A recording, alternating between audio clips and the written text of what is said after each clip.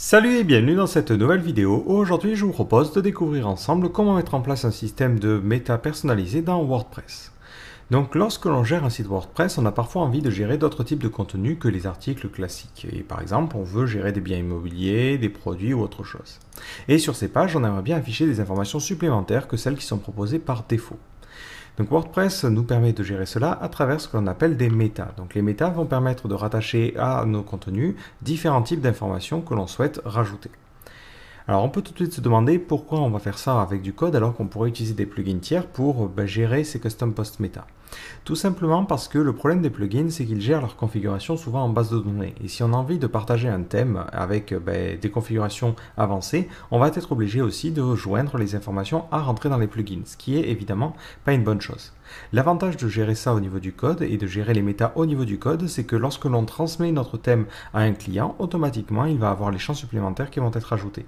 Il n'aura pas d'étape de configuration supplémentaire à faire.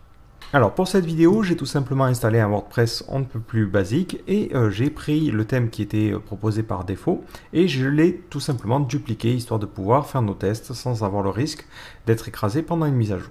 Donc notre but va être de rajouter un champ supplémentaire au niveau de nos articles. Donc si je vais dans la gestion des articles, hop, lorsque j'édite un article, je veux par exemple afficher le nombre de mètres carrés qui correspond à cet article. C'est un petit exemple juste pour tester. Donc pour gérer toute la configuration au niveau de notre thème, donc mon thème ici s'appelle tutoriel, hop, ça va se gérer au niveau de le fichier functions.php. Donc là, vu que c'est un thème qui est offert par WordPress, il y a beaucoup de fonctionnalités qui sont déjà présentes. Donc nous, ce que l'on va faire, c'est qu'on va créer un nouveau dossier, histoire de séparer les choses. Donc je vais créer un nouveau dossier que je vais appeler meta, et dedans, je vais créer un fichier que je vais appeler functions.php. Et ce fichier, je vais l'inclure directement depuis la fonction principale. C'est juste histoire de séparer ça du reste du script qui est déjà présent. Donc là, je fais un coup de require et je vais inclure le fichier meta/functions.php. Donc pour rajouter une méta, on a une fonction qui est directement disponible dans WordPress qui s'appelle add metabox. C'est cette fonction qui va être en fait la base qui va nous permettre de gérer une nouvelle boîte permettant de rentrer de nouvelles informations. Donc on le voit au niveau de la documentation, cette fonction prend en paramètre un ID qui sera l'ID qui sera assigné à la boîte, un titre et un callback à utiliser pour renvoyer les informations. Ensuite, ça prend un screen. Donc là, ça peut être de différents types, mais globalement, ça représente l'endroit où on souhaite rajouter notre méta. Par exemple, nous, si on souhaite l'ajouter dans les articles, on mettra post. Ensuite, on a le contexte. Donc là, on peut choisir où on veut mettre notre metabox. Donc dans la page d'édition d'un article, on peut choisir de la mettre à droite, en bas, au-dessus, un peu où on veut. Et enfin, on va avoir la priorité. La priorité permet aussi de gérer le placement de notre boîte. Donc on ne va pas lancer directement le add metabox, on ne va le rajouter que si on est sur l'administration. Donc on va faire un add_action. En premier paramètre, on lui dit l'action sur laquelle on souhaite se greffer. Donc nous, ça va être admin init. Et ensuite, on lui passe en second paramètre le nom de la fonction que l'on souhaite appeler. Donc nous, on va l'appeler GraphicsArt. Alors je mets un GraphicsArt systématiquement devant le nom de mes méthodes pour pas qu'elles soient mélangées avec des méthodes qui existeraient déjà. Et là, on va l'appeler init meta. Donc cette fonction, j'ai besoin de la créer. Donc je la crée juste après. Je fais une fonction qui s'appelle GraphicsArt_init_meta. Et à l'intérieur de cette fonction-là, on va mettre notre fameux add_metabox. Donc on fait add_meta_box. Alors vous pouvez même rajouter une vérification et préciser si la fonction existe. C'est si jamais votre thème est installé sur des vieux WordPress, ça ne générera pas de problème comme ça. Bon après, si vous visez que des WordPress récents, vous pouvez directement utiliser la fonction add_metabox et vous savez qu'elle existe déjà. Donc si la fonction existe, je vais lui passer un paramètre, l'ID de notre truc. Donc là, on va l'appeler immobilier. Donc, peu importe, c'est un ID et il doit être unique à cet élément-là. Ensuite, le titre de notre metabox. Donc là, on va mettre information. Et après, la fonction à appeler pour rendre notre metabox. Donc là, on va l'appeler GraphicsArt_render_metabox. Et on souhaite mettre ça en place sur les articles. Donc je sauvegarde et je vais essayer de réactualiser ma page. Donc je vois tout de suite que ça rajoute un petit bloc information qui a été placé en dessous de ces contenus-là. Et on me dit, bon, il y a une erreur parce que la fonction que j'ai demandée et que j'ai déclarée, donc c'était la fonction GraphicsArt_render_metabox, n'existe pas. Donc tout de suite, je vais la créer. Donc le seul but de cette fonction, c'est de générer en fait le code HTML qui va aller se placer là. Donc si je le laisse vide par défaut, mais pour l'instant, ça ne fera rien.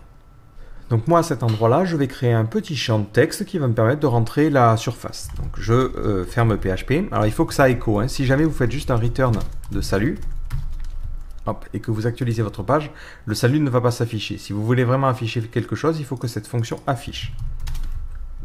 Et là, automatiquement, hop, vous allez avoir les informations qui vont être là. Donc ce que vous pouvez faire, c'est inspecter un petit peu le CSS de WordPress pour pouvoir vous y repérer et voir les styles qui sont utilisés par défaut. Donc moi j'ai déjà analysé ça. Donc ici pour créer un champ de type texte, alors je vais fermer PHP pour pouvoir écrire de l'HTML plus simplement. Ben, je vais faire une div qui va avoir la classe meta-box-item-title. Donc ça sera le nom de mon champ. Donc là on va l'appeler par exemple surface en mètres carrés. Et ensuite, on a le champ à côté. Donc là, je crée une div qui va avoir la classe meta-box-item-content.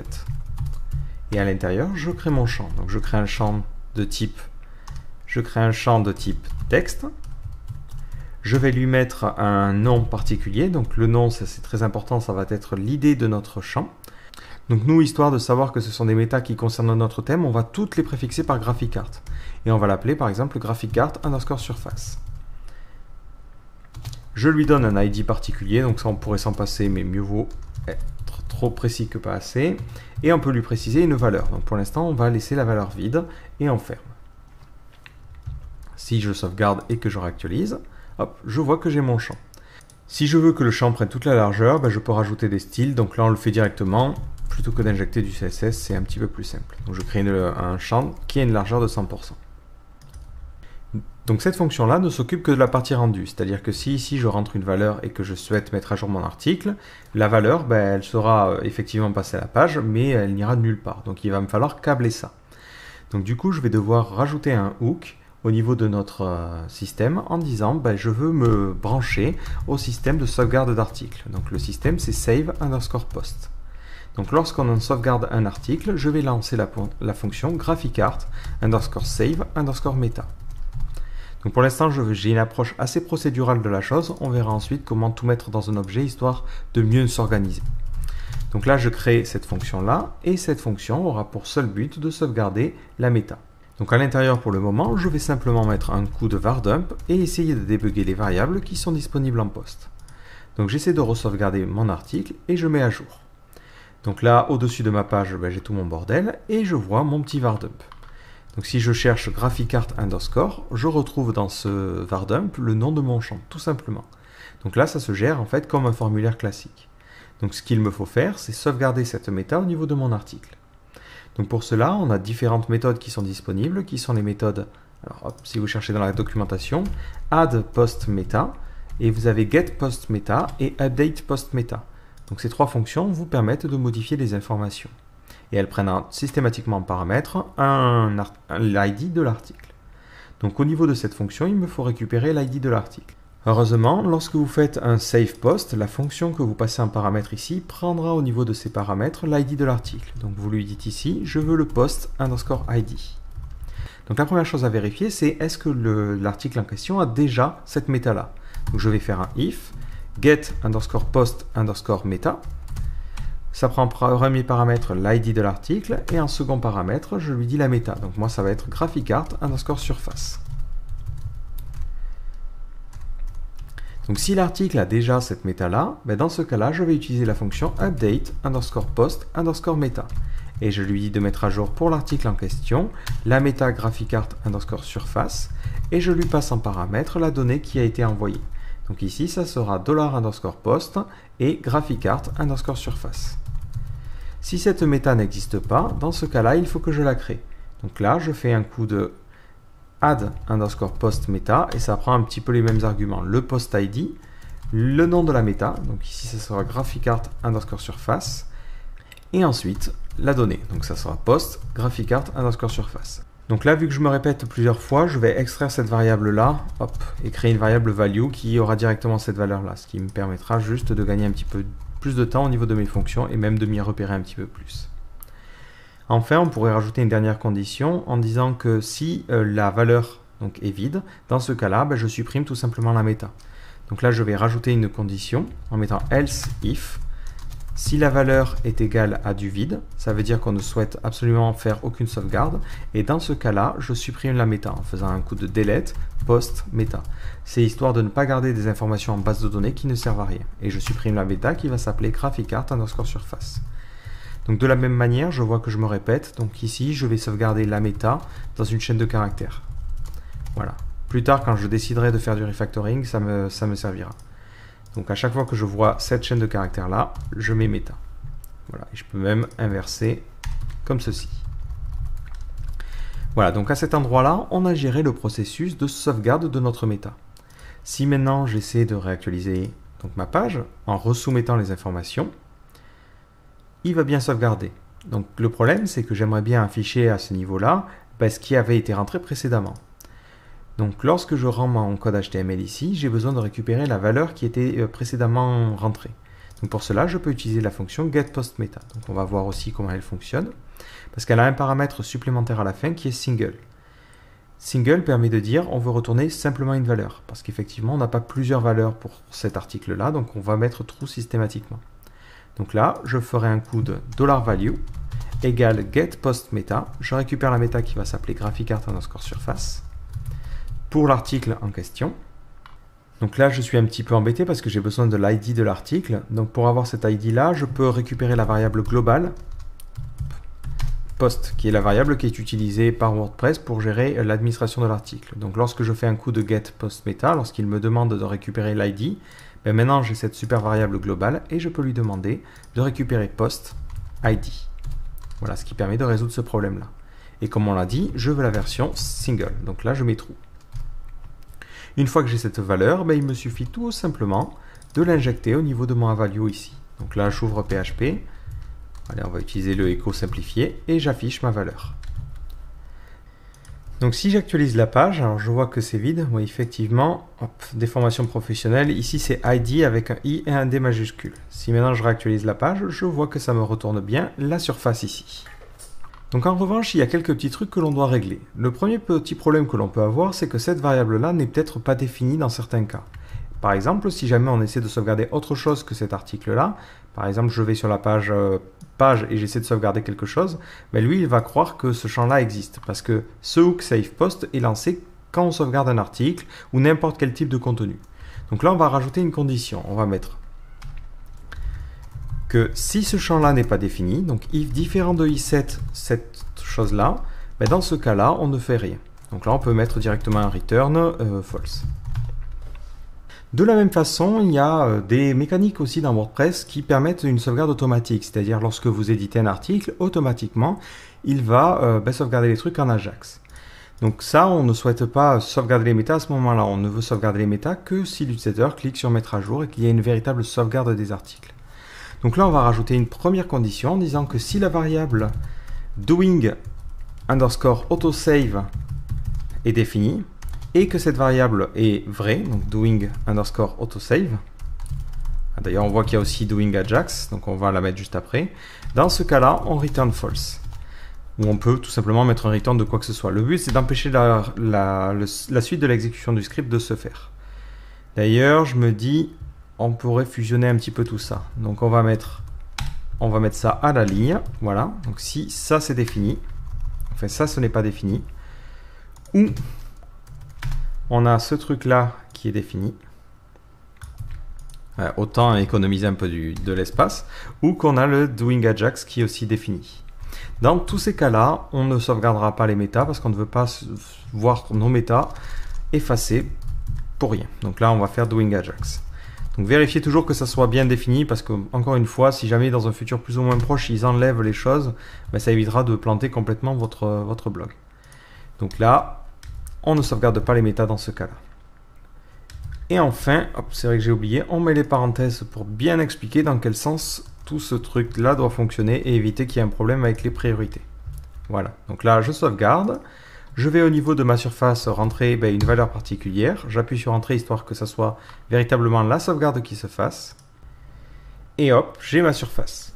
Alors, si vous voulez savoir où sont sauvegardées ces informations au niveau de votre base de données, si jamais vous avez besoin de trafiquer les choses, ça peut être pratique. Ces informations sont sauvegardées dans la table WP_post-meta. Et dans cette table-là, vous allez retrouver toutes les méta pour vos différents articles. Donc WordPress en génère certaines par défaut. Et on voit ici qu'on a notre méta avec la valeur. Donc toujours WordPress sauvegarde les choses de cette manière-là. Donc c'est très très simple, vous voyez au niveau de la manière de gérer les choses en interne. Donc au niveau de votre sauvegarde, vous avez la possibilité de faire des vérifications supplémentaires. Donc là on va mettre on ne fait rien en cas de save Ajax. Vous avez aussi la possibilité de vérifier est-ce que l'utilisateur a les permissions, parce que si jamais quelqu'un essaie, alors je ne sais pas sous quelles conditions il arriverait à passer de toute façon ce hook, mais s'il essaie de sauvegarder quelque chose et qu'il essaie de modifier, ben là vous risqueriez d'avoir un problème. Donc vous pouvez vérifier est-ce que l'utilisateur a le droit d'éditer ces trucs-là. Donc si vous voulez vérifier en plus les permissions, vérifier permissions, ben vous allez rajouter un petit bout de code et vous vérifiez si le current user can et vous lui passez en paramètre une capacité. Donc vous pouvez lui dire est-ce qu'il peut éditer l'article en question, et l'article, vous récupérez l'ID en faisant post_id. Donc si l'utilisateur ne peut pas faire ça, dans ce cas-là, encore une fois, vous mettez un return false. Ou vous mettez tout simplement un return. Ouais, bon, l'IDE il n'aime pas trop ça, donc on va mettre un return false histoire d'être correct. Donc si jamais quelqu'un essaie d'éditer un article sans en avoir les droits, alors je ne sais vraiment pas comment ça serait possible, mais du coup on aurait cette sauvegarde qui ne se ferait pas. Donc là, en l'occurrence, je suis le super méga administrateur, donc j'ai le droit de faire ça et il m'autorise à le faire. Enfin, une dernière petite chose que l'on peut rajouter en termes de sécurité, c'est un champ qui permet de vérifier que le formulaire a été bien soumis depuis cette page-là. Donc ça permet d'éviter, entre guillemets, les failles cross-scripting. Donc à ce niveau-là, au niveau de notre render, on peut lui dire de rajouter un champ supplémentaire qui permet de mettre en place un petit truc. Donc là, on crée un champ, on le met de type hidden. On lui donne un nom particulier, donc moi le nom que je vais lui donner ça va être un nom qui correspond à l'ID qui aurait été passé ici. Donc là je vais mettre immobilier underscore nonce. Et au niveau de ce champ là on va mettre comme valeur une clé unique. Donc WordPress a un système qui permet de gérer ce genre de sécurité. Donc c'est une méthode qui s'appelle wp_create_nonce. Donc vous retombez encore une fois sur la documentation. Donc globalement, c'est quelque chose qui va générer une clé que l'on pourra ensuite vérifier. Et cette fonction-là prend en paramètre une action. Donc nous, au niveau de l'action, on ne va pas forcément être très subtil. On va mettre l'ID. Donc là, l'ID, ça sera immobilier. Et après, on ferme mon champ. Alors là, je vais activer le word wrap, histoire qu'on s'y retrouve un petit peu mieux. Voilà, donc si maintenant je réactualise la page d'édition d'un article, hop, au niveau de mon système, au niveau de mon champ, donc si j'inspecte avec mon éditeur, je vois que je me retrouve avec une petite clé. Et cette clé, je vais la vérifier lorsque je traite les données, pour vérifier que ça corresponde bien. Donc à cet endroit-là, hop, on va mettre on vérifie le nonce, et on va utiliser la fonction qui s'appelle wp_verify _nonce. Donc on doit lui passer un paramètre le nonce. Donc nous on avait choisi de l'appeler immobilier_nonce. Et en lui passant ce second paramètre l'action. Donc nous on avait choisi de l'appeler immobilier. Voilà. Donc si ce champ n'est pas valable, on return false aussi. Donc volontairement on va commettre une erreur, c'est-à-dire qu'on va fausser le nonce qu'on envoie en mettant des paramètres supplémentaires. Donc là on va mettre 2 lettres tout autour. Je vais réactualiser ma page, j'essaie de soumettre des informations donc avec un nonce erroné et je clique sur mettre à jour. Lorsque la page se réactualise, qu'est-ce que je vois? Je vois que le champ n'a pas été modifié. Si maintenant je retire ma petite erreur, donc qui consistait à mettre des lettres supplémentaires, cette fois-ci le nonce pourra être vérifié par WordPress et il saura que c'est bien quelqu'un qui a accédé au site par ce formulaire-là qui essaie de modifier les informations. Donc là je réactualise la page une fois dans le vide, histoire qu'il mette à jour le code HTML. Je mets à jour les informations, et cette fois-ci, elles ont bel et bien été traitées. Donc ça nous évite d'avoir des informations qui pourraient être soumises depuis un formulaire externe. Donc le problème, c'est que maintenant, je me dis, bon, j'aimerais bien aussi rajouter le loyer, par exemple. Et là, ça voudrait dire se retaper de tout recréer, ce qui est loin d'être évident. Donc ce que l'on va faire, c'est qu'on va se créer une petite classe pour pouvoir faire ça plus simplement. Donc on ne va pas se casser trop la tête avec les namespace ou autre, on va directement mettre la classe ici. Donc cette classe, je vais l'appeler GraphicsArt. Donc je la préfixe histoire de ne pas la mélanger avec d'autres, MetaBox. Donc on va avoir on va forcément avoir un constructeur. Donc je crée mon constructeur. Et ce constructeur va permettre de créer une MetaBox. Donc je réfléchis à quoi j'ai besoin, de quoi j'ai besoin. J'ai besoin d'un ID, j'ai besoin d'un titre et j'ai besoin du type d'article que je souhaite, sur lequel je souhaite appliquer mon système. Donc là, on va mettre l'ID. On va mettre ensuite le title. Et enfin, on va mettre le type d'article. Donc là, à vous de voir, soit vous pouvez vous dire, bah, je prends un tableau parce que peut-être je souhaite utiliser ce système-là sur plusieurs types de contenus. Moi, dans mon cas, ça n'arrive pas, donc je vais mettre ici post type. Et ça sera tout simplement une chaîne de caractères. Donc à l'intérieur de cette fonction-là, je vais déclarer les actions. Donc une première action admin init et une seconde action save post. Sauf que là, je ne souhaite pas appeler des méthodes qui se baladent un petit peu n'importe où, mais je souhaite appeler des méthodes de la classe. Donc là, ce que je peux faire, c'est mettre un array, lui passer en premier paramètre une référence à vis, donc ma classe courante, et en second paramètre, la fonction que je souhaite appeler. Donc là, ça sera la fonction create, qui permet de créer la MetaBox, et en second paramètre, je lui passerai tout simplement, ici, la fonction save, qui se chargera de la sauvegarde. Au passage, j'aurai besoin ailleurs de cet ID-là, donc ce que je vais faire, c'est que je vais initialiser le champ. Donc je vais créer une variable, une propriété privée, qui sera l'ID. Comme ça, ben, plus tard, je pourrai y accéder. Donc maintenant, il me faut créer ces deux fonctions. Donc je crée ma première fonction create. Donc cette fonction ne prend rien en paramètre. Et je crée ma fonction save, qui prendra l'ID en paramètre. Donc là, je lui passe le post ID. Donc au niveau de ma fonction create, ben, c'est très simple. Elle fait simplement une création de MetaBox. Donc elle fait une function exist. Si la fonction existe, elle crée une MetaBox. Elle lui passe en paramètre l'ID. Elle lui passe en second paramètre le title. Alors là, je suis un petit peu embêté. Donc de la même façon, je vais créer une propriété privée pour le titre. Donc là, je lui passe le title, this title. Et je suis aussi embêté parce que j'ai besoin du type. Donc pareil, je vais initialiser ce champ-là en variable en propriété privée. Donc ici, je mets this post type.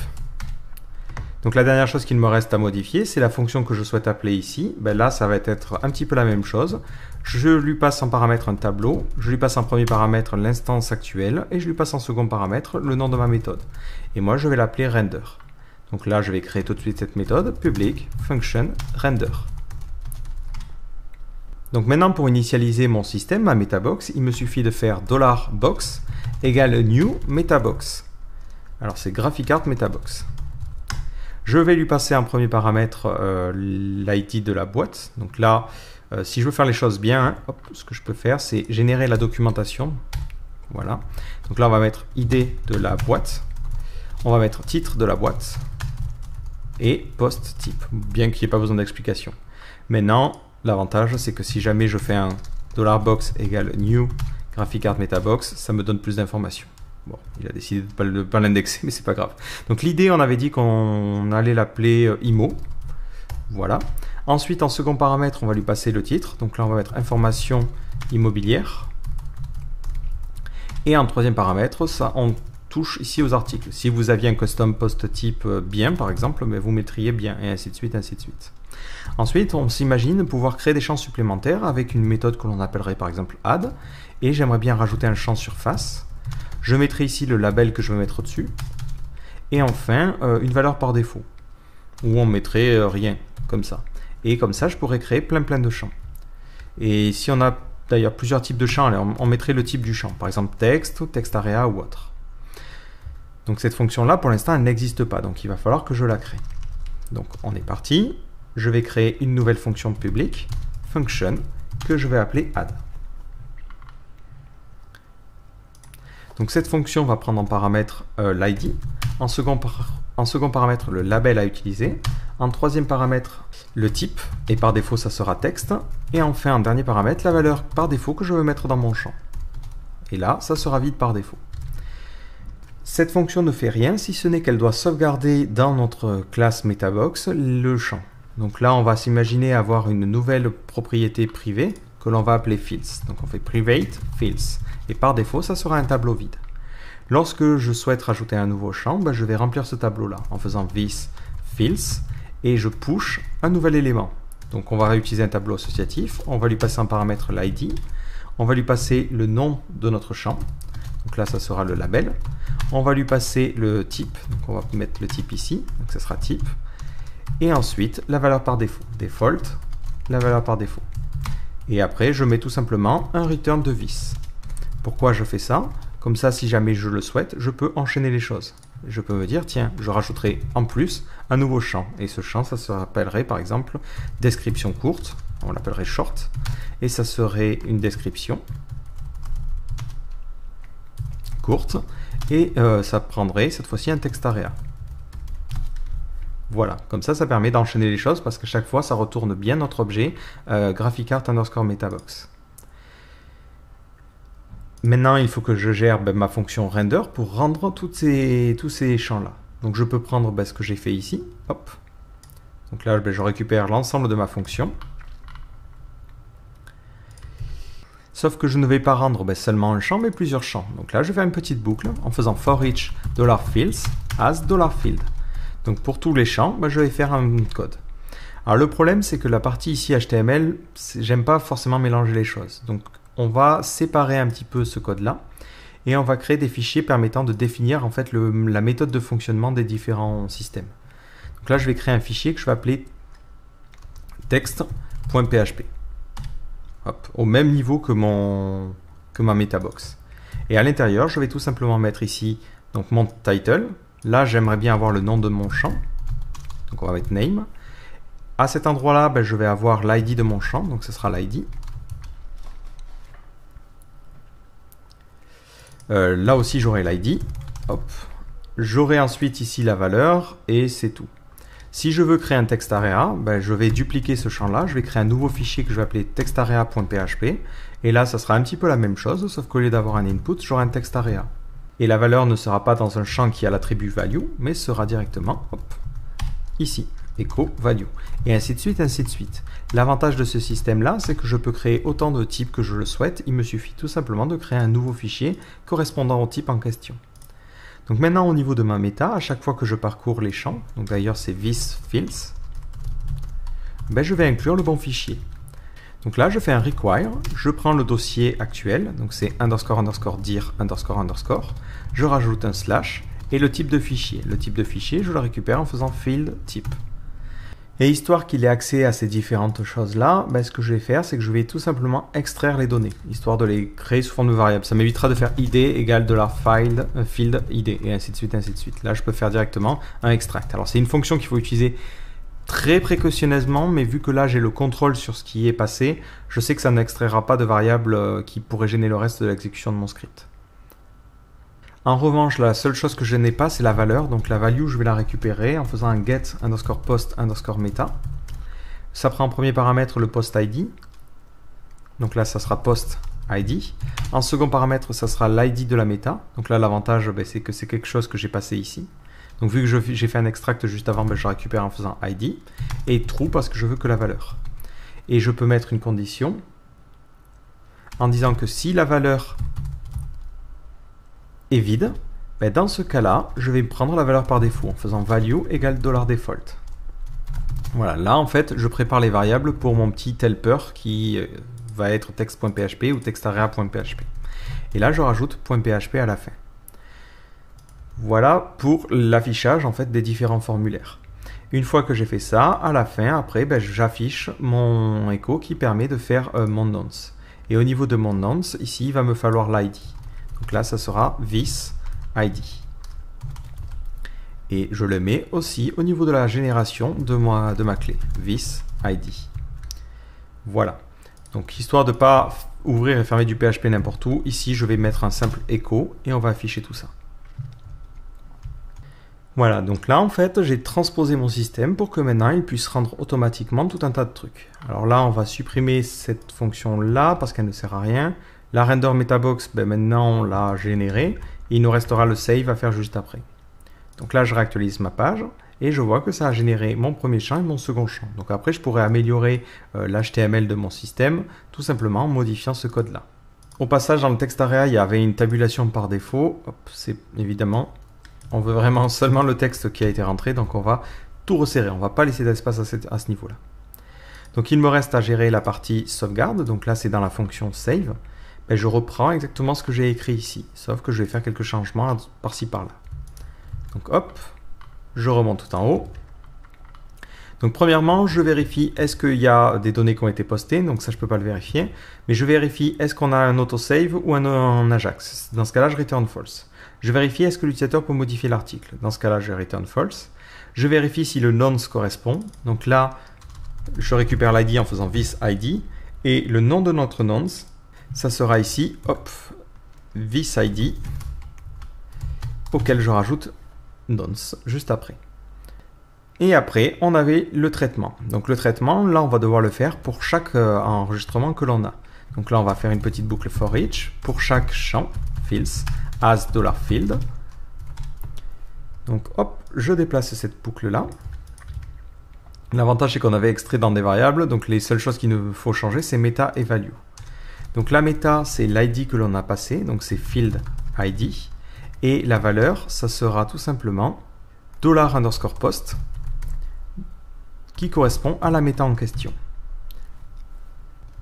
Et attention, il faut vérifier si cette méta existe. Donc là, on va réentourer notre code en mettant if isSet, ce truc-là. Si ce truc-là est défini, dans ce cas-là, je vais pouvoir faire le reste de mon traitement, qui consiste à modifier la méta pour cet article-là. Voilà. Donc maintenant, je réactualise ma page. Alors je vois au passage que les champs sont vides. Ils sont vides tout simplement parce que j'avais changé le nom. Donc là, on va laisser GraphicArt underscore parce que je veux faire en sorte que ces champs-là puissent être distincts. Si plus tard, je me dis, j'ai envie de supprimer toutes les métas qui correspondent à ce thème en particulier, je pourrais dire supprime toutes les métas qui commencent par GraphicArt. Donc on n'est pas du tout obligé de faire ça. On peut choisir de mettre des métas avec un nom ultra générique, mais je préfère éviter les problèmes. Donc là, on voit au passage que ça a récupéré cette valeur-là. Je mets ici ma petite description courte, Donc là, je clique sur mettre à jour et je vois que ma petite description courte a bel et bien été modifiée. Et voilà, donc maintenant j'ai ma classe qui me permet de créer des types personnalisés. Alors on va en créer de nouveaux, histoire que je vous montre aussi des cas supplémentaires. Donc on va imaginer avoir un visuel pour cet article-là. Donc on va prendre par exemple une image. Donc là on va l'appeler image. Et on va souhaiter utiliser une image. Donc là on va mettre uploader. Ou upload.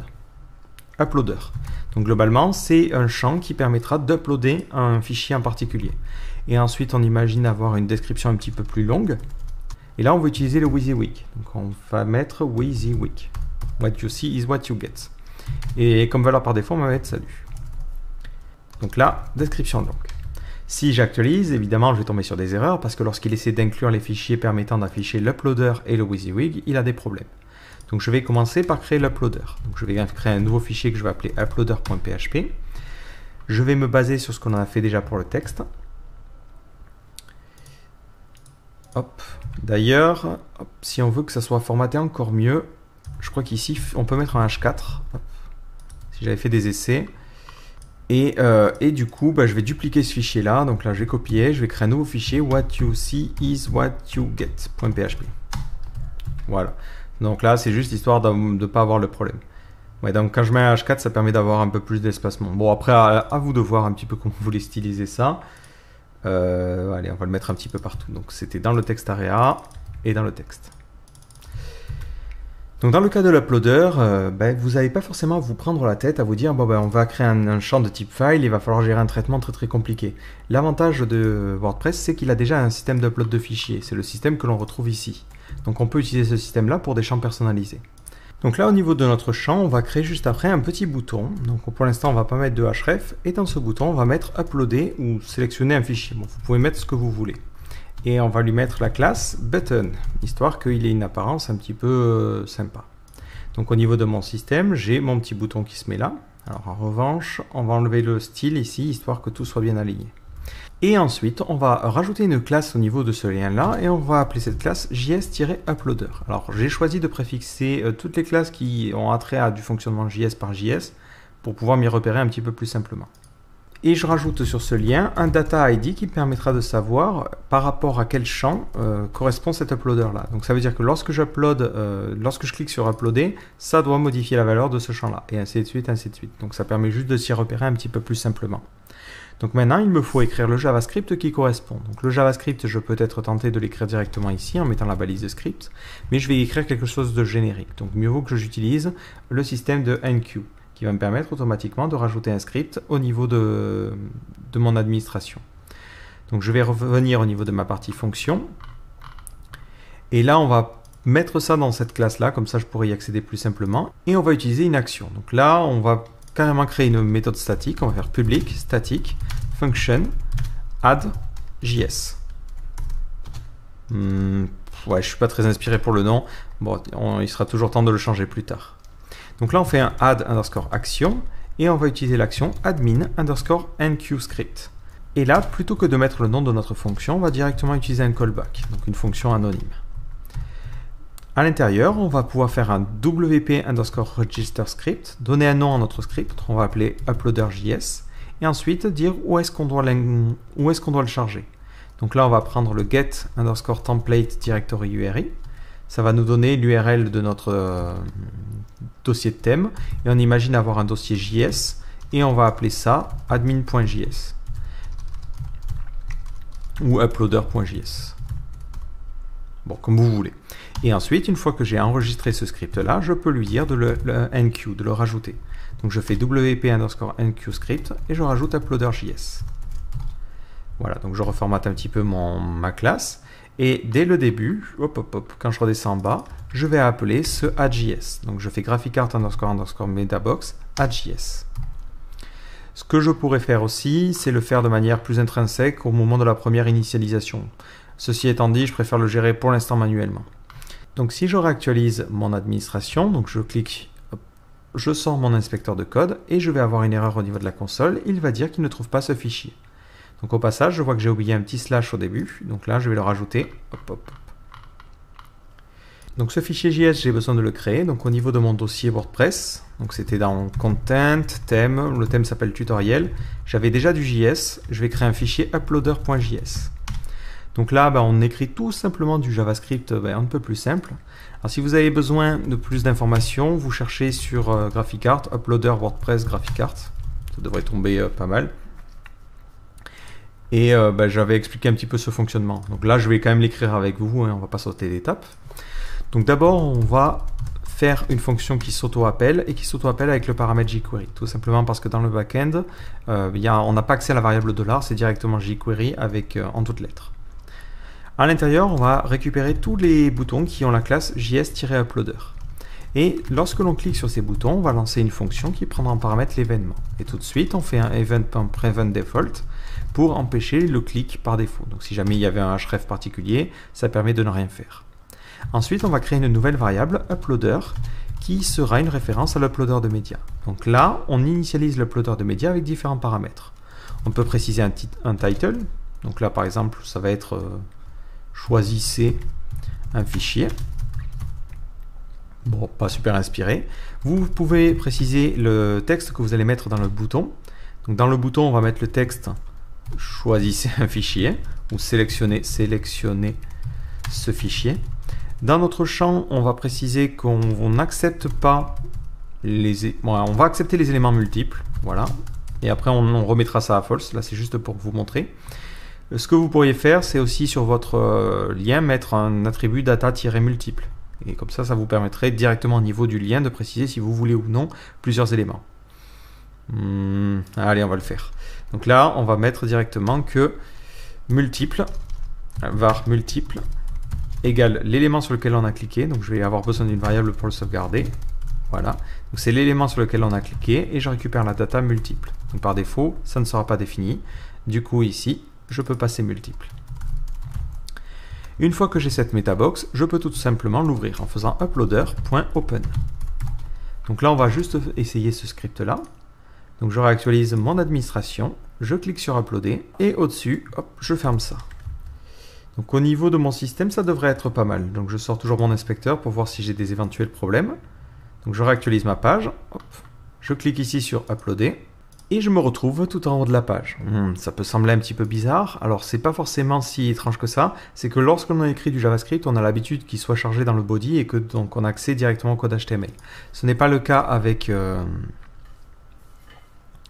WordPress. Tout est chargé dans le head. Donc là, on va faire un document et on va dire lorsque le document est prêt. Dans ce cas-là, tu vas pouvoir lancer le reste de l'exécution de mon script. Et tout le code que j'ai écrit ici, je vais le mettre dans le document de .ready. Ce qui permettra justement de solutionner ce petit problème-là. Si maintenant je clique sur Uploader, je vois que j'ai l'uploader de médias.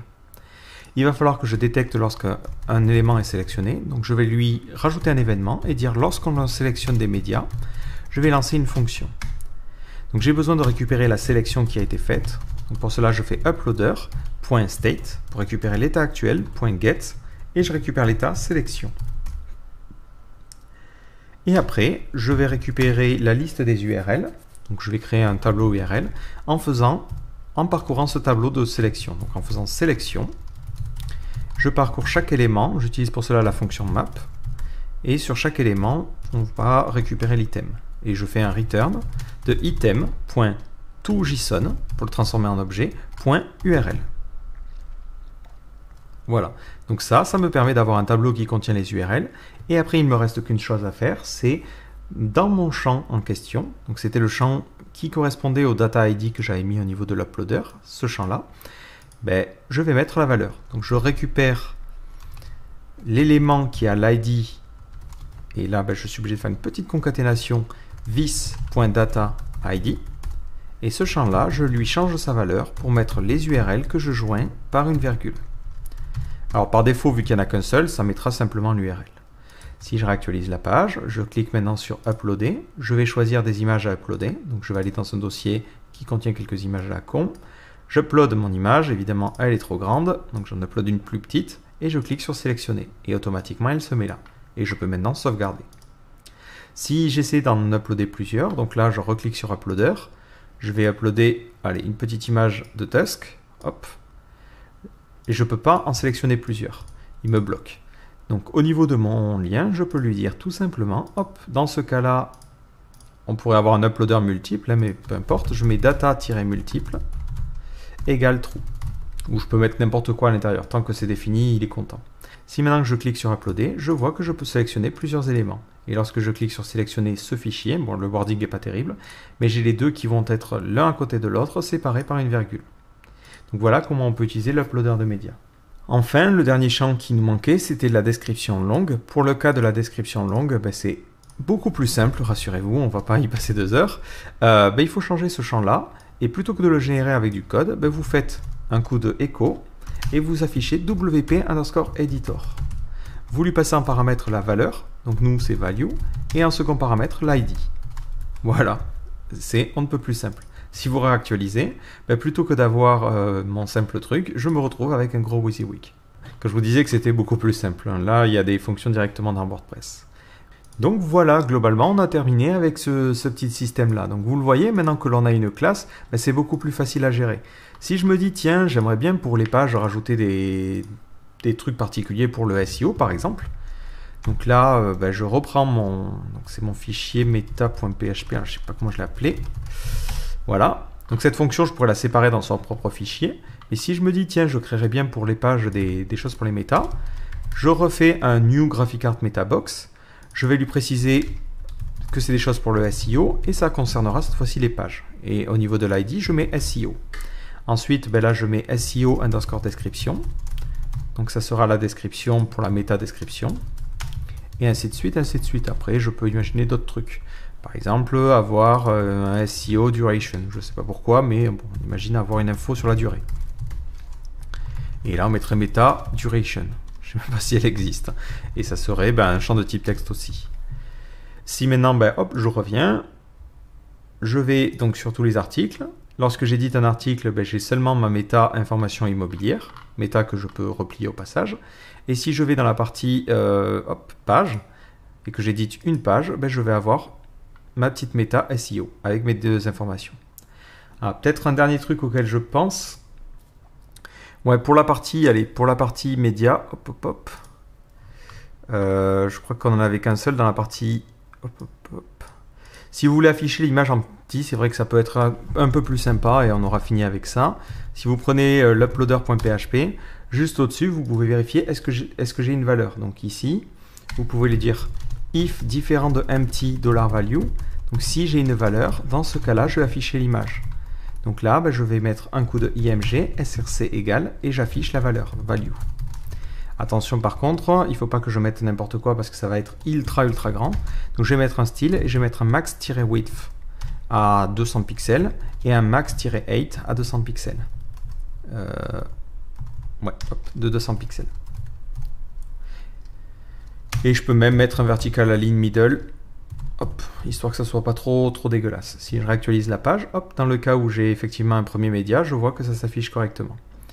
Bon, je pourrais même mettre un display block si je veux que ça aille à la ligne. Après, bon, c'est un peu à vous de voir. Et vous pouvez rendre le truc encore plus sexy en entourant ça d'un lien. Hop. Au niveau du contenu du lien, vous lui dites que c'est l'URL de l'image originale. Et vous avez envie que ça s'ouvre dans une lightbox. Donc il vous suffit de rajouter la classe Figbox. Voilà, Figbox, c'est le système de lightbox qui est interne à WordPress.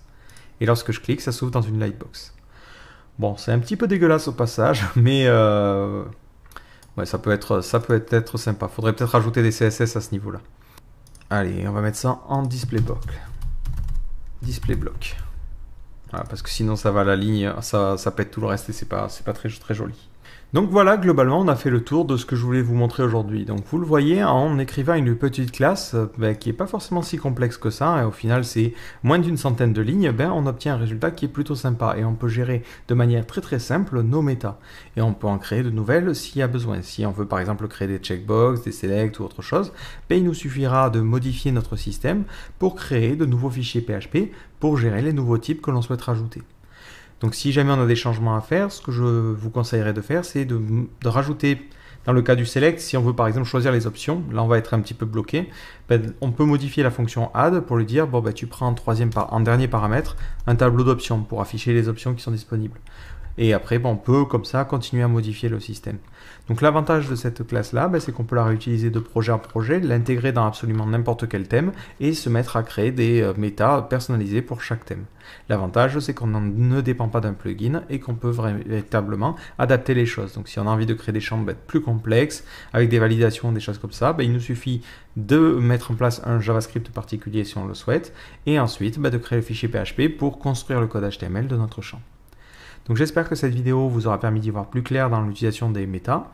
Et si après vous souhaitez l'utiliser au niveau de votre front, il vous suffit d'utiliser la même fonction que l'on a utilisée en back-end, qui est la fonction getPostMeta.